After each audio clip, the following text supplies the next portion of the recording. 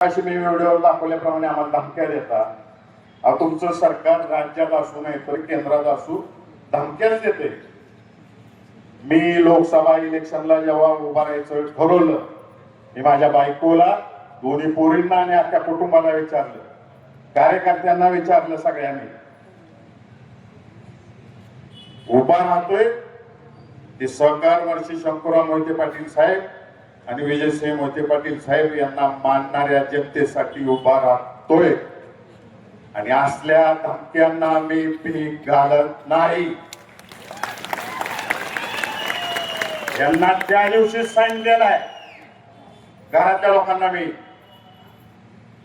कोणतीही किंमत या माळशिरस तालुक्यासाठी, अकलूज साठी, माळा लोकसभा मतदारसंघासाठी, सोलापूर जिल्ह्यासाठी मी भोगायची तयारी आहे. मला विधी आपण हात टाकायची आहे तयारी माझी जनतेसाठी. मोजीन कोणतीही किंमत मी. शंकरराव मोहिते पाटलाचा नातू आहे.